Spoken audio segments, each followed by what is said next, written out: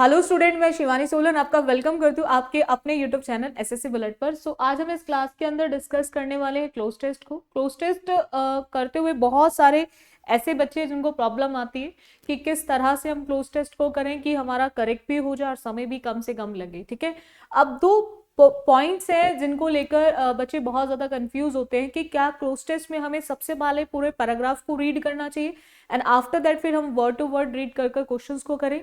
तो अगर आप इस तरह से क्लोज टेस्ट को एग्जाम के अंदर करते हो तो फिर आपके लिए पॉसिबल नहीं है कि आप एक टाइम के अंदर पेपर को कर पाए। ठीक है, क्योंकि ये थोड़ा सा टाइम लेगा, आपका एक्स्ट्रा टाइम लेगा। अब हम इसका सॉल्यूशन क्या है कि हम किस तरह से क्लोज टेस्ट को एग्जाम में करें। तो आपको ध्यान रखना है कि सबसे बेस्ट तरीका यही होता है कि आप लाइन टू लाइन देखते चले क्लोज टेस्ट को और वहां पर आप एलिमिनेशन मेथड को लगाएं। एलिमिनेशन मेथड मतलब लाइन में कीवर्ड पकड़े और कीवर्ड में देखो कि ऑप्शन में से कौन सा वर्ड उसके साथ कनेक्ट हो रहा है, वही आप आंसर ऑप्शन को टिक करते चले। अभी मैं आपको एग्जांपल के साथ कराऊंगी क्योंकि आज की क्लास में मैं आपको लेटेस्ट पेपर ही कराऊंगी 2023 सीजीएल का।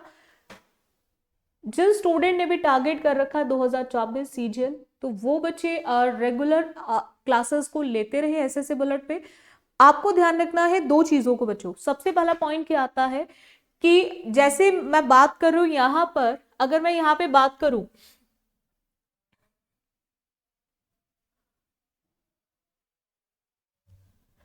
अब पॉइंट आता है ग्लोबल वार्मिंग को लेकर कि ग्लोबल वार्मिंग जो है वो one of the biggest environment dash facing the world today. अब बात हो रही है ग्लोबल वार्मिंग की। अब उसके बाद आप देख सकते हो कि जिसको आज संसार कहीं ना कहीं फेस कर रहा है, अब वो हमारे लिए क्या होगी, एक कॉन्सिक्वेंसेस परिणाम स्वरूप की बात कर रही हूँ, अपॉर्चुनिटी अवसर है, बेनिफिट है, आपके लाभ की बात हो रही है, या फिर एक चैलेंज है जिसको आपको एक्सेप्ट करना पड़ेगा। ठीक है, और वो हम फेस भी कर रहे हैं। ठीक है, तो आपके लिए क्या है, एक चुनौती है या फिर किसी चीज का परिणाम है जो आपने काम किया है उसका अवसर है या फिर आपका कोई फायदा है। तो आपको ध्यान रखना है अगर हम किसी भी चीज को फेस कर रहे हैं तो इट मीन्स वो हमारी लाइफ में कहीं ना कहीं एक चुनौती बनकर आई है। ठीक है, तो क्या बन गया है, चुनौती है। तो इट मीन्स जितने भी स्टूडेंट इसका आंसर चैलेंजेस बोल रहे हैं उन सभी का बिल्कुल करेक्ट है। चलो नेक्स्ट आते हैं। नेक्स्ट क्वेश्चन देखो जरा सभी बच्चे, हम प्राइमरी कॉज की बात कर रहे हैं, कारण, जो उसका कारण क्या है। ठीक है, is the dash of green house gases such as, चाहे वो गैस आपकी कार्बन डाइऑक्साइड हो, मीथेन हो, वो कहीं ना कहीं एटमॉस्फेयर में है। तो आपको बताना है कि उसका मेन कारण क्या है, इमिशन, एब्जॉर्प्शन, रिफ्लेक्शन या फिर कंडक्शन। पढ़ो ध्यान से सभी बच्चे, करने की कोशिश करेंगे आप सभी बच्चे।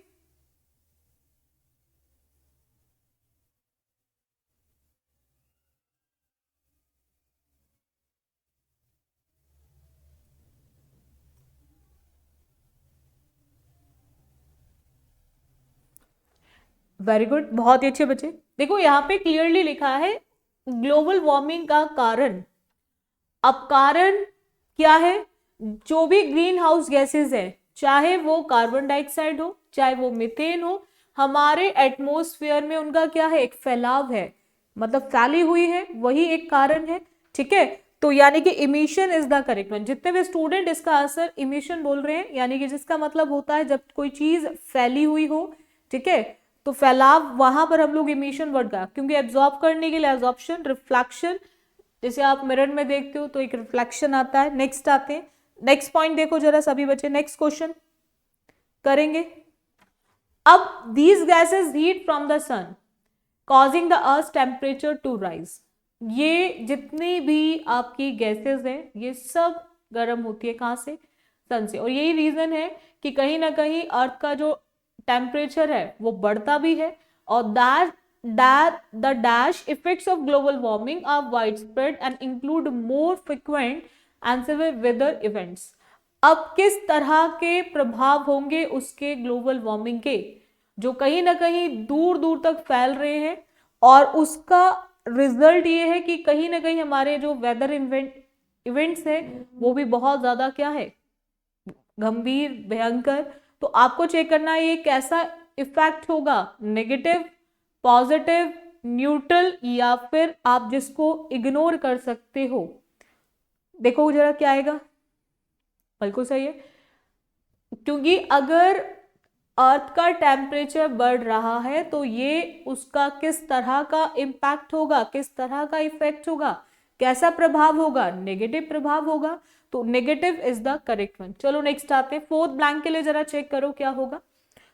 आफ्टर दैट उसने बोला है कि many government and organisations have implemented dash to reduce green house gas emission, कि बहुत सारी ऐसी मतलब गवर्नमेंट और ऑर्गेनाइजेशन है वो जो चाहती है, क्या करना चाहती है कि जो ग्रीन हाउस गैसेस का जो फैलाव है, ठीक है, फैली हुई है, उनको कम किया जाए। तो सैंक्शन, सब्सिडीज, रेस्ट्रिक्शंस, या फिर उन्होंने इस तरह की पॉलिसीज बनाई हैं जिससे उसको कम किया जा सके।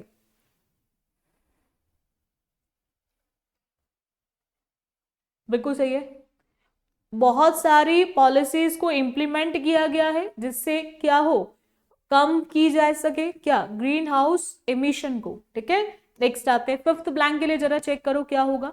However individuals can also play a role in dash global warming, कि किस तरह से मतलब वो एक प्ले करते हैं रोल ग्लोबल वार्मिंग में, by making a small changes to their daily habits such as reducing their energy consumptions and driving less. तो आप यहां पर क्या यूज करोगे?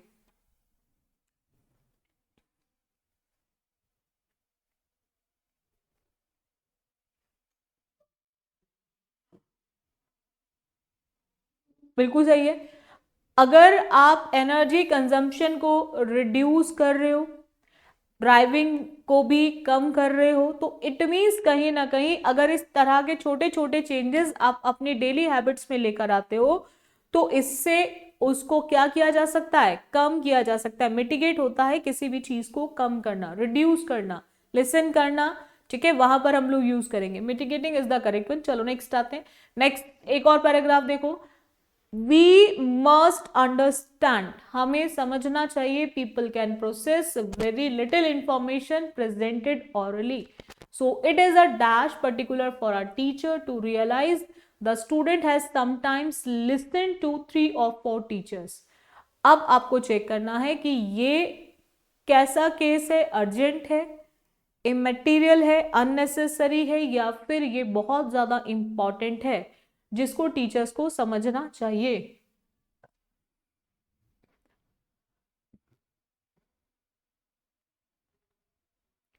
बिल्कुल सही है, बहुत ही अच्छे बच्चे, बिल्कुल सही है।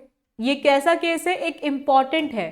ठीक है, उस चीज को रियलाइज किया जाए कि जो स्टूडेंट्स हैं कि कभी कभी चीजों को सुन पाते हैं, समझ पाते हैं 2 या 3 टीचर्स, है ना, तो यहां पर 3 या 4 टीचर्स की बात की जा रही है, तो दैट इज इंपॉर्टेंट। नेक्स्ट आते हैं, नेक्स्ट प्लैंक के लिए देखो जरा सेकेंड में क्या होगा कि listen to 2 or 3 4 dash you, behind, beside, before, या फिर आफ्टर।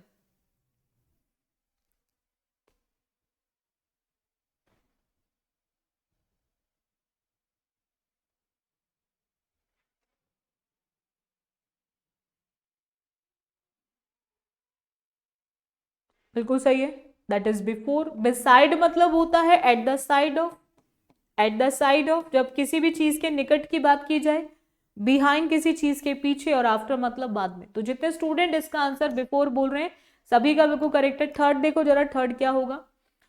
अब उसने बोला है कि so the teacher must have props like notes, handouts, slides that will make the learning material dash alive. तो टीचर को इस तरह की चीजों का यूज करना चाहिए, नोट्स हुए, स्लाइड्स हुई, जो कहीं ना कहीं लर्निंग मटेरियल को क्या करे, स्टे अलाइव, डिपार्ट अलाइव, गो अलाइव, या कम अलाइव।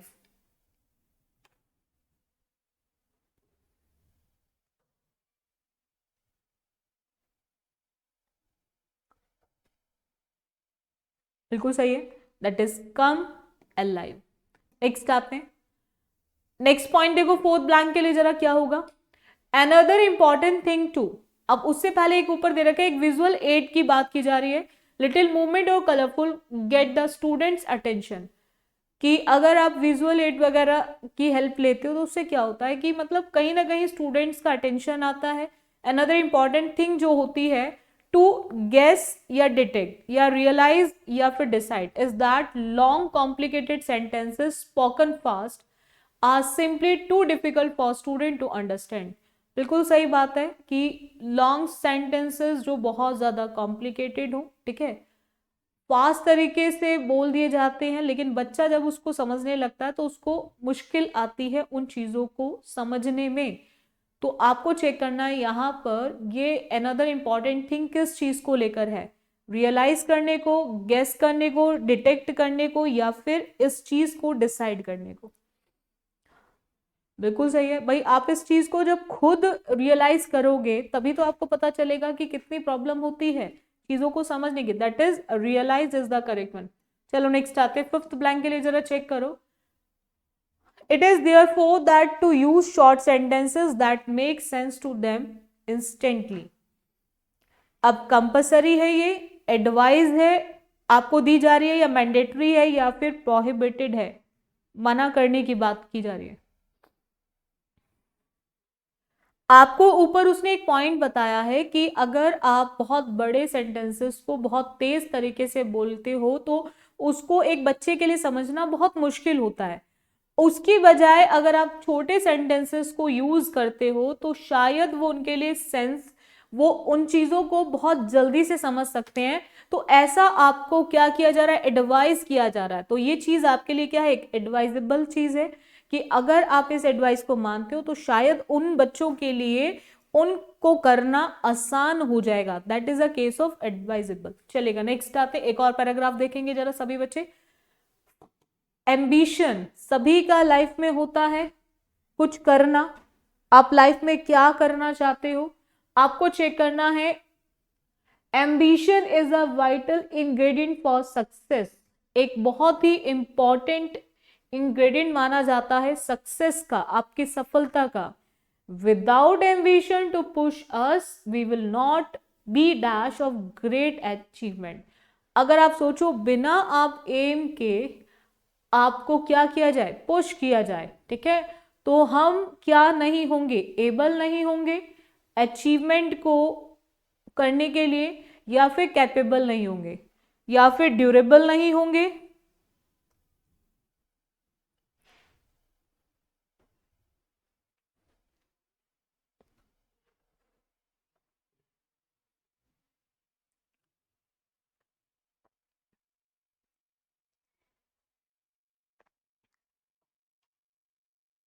बिल्कुल सही है, बहुत ही अच्छे बच्चे, बिल्कुल करेक्ट है। यानी कि पॉइंट सिंपल सा एक ही आता है यहाँ पे कि उसके बिना हम कहीं ना कहीं कैपेबल नहीं होंगे किस चीज को अचीव करने के लिए। मतलब हमें लाइफ में अगर सक्सेस चाहिए तो उसके अंदर कहीं ना कहीं एक हमारा जो एम होता है उसका बहुत बड़ा रोल माना जाता है, बहुत इंपॉर्टेंट होता है। अगर बिना एम के कोई भी काम कर रहे हो तो लाइफ में हम सक्सेसफुल नहीं हो सकते। वो कहीं ना कहीं हमें पुश करता है कुछ करने के लिए, और उसके बिना हम किसी भी काम को करने के लिए या कुछ भी सक्सेस को, अगर मैं अचीवमेंट की बात करूं तो हम कैपेबल नहीं हो पाएंगे उसके बिना। चलेगा, नेक्स्ट आते हैं, नेक्स्ट पॉइंट देखो जरा सेकंड। अब उसने बोला है कि we all need that special something that dash ourselves to give us the will power to reach a higher goal. अब ये हम सबके अंदर है, इन, विद, विदाउट या विद इन। कौन सा प्रिपोजिशन का यूज करेंगे, बिल्कुल सही है, जो कहीं ना कहीं एक हमें क्या देती है, एक विल पावर देती है, एक हायर लेवल तक, हायर गोल को अचीव करना है ना, वहां तक पहुंचने के लिए। तो ये सब के अंदर होती है। नेक्स्ट आते हैं, थर्ड ब्लैंक के लिए जरा चेक करो। To reach a higher goal dash we imagine ourselves capable dash then then that या व्हाट।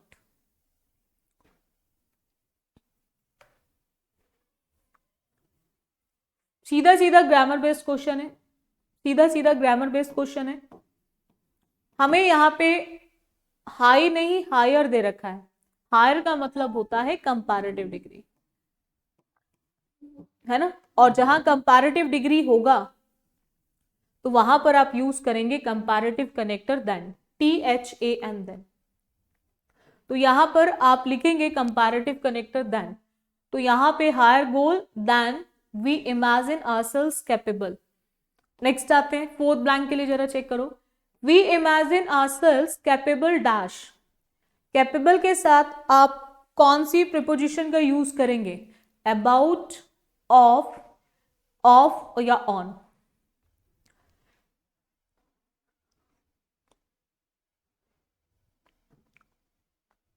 देखो जरा कौन सी प्रिपोजिशन का यूज होगा।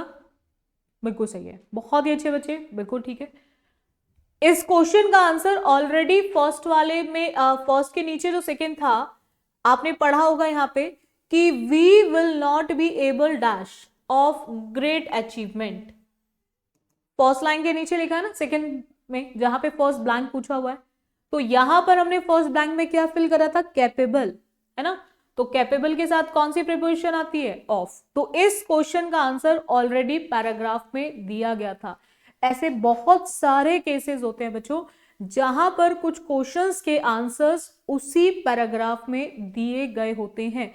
तो यहां पर ये भी क्वेश्चन में वही पॉइंट था कि यहां पर ऑलरेडी इसका आंसर यानी कि क्वेश्चन नंबर 4 का आंसर फर्स्ट के अंदर ही गिवन था। तो यहां पर आप कौन सी प्रीपोजिशन लगाएंगे? ऑफ। चलो फिफ्थ ब्लैंक के लिए जरा चेक करो। Yet ambition dash money and fire is a good servant but a bad master.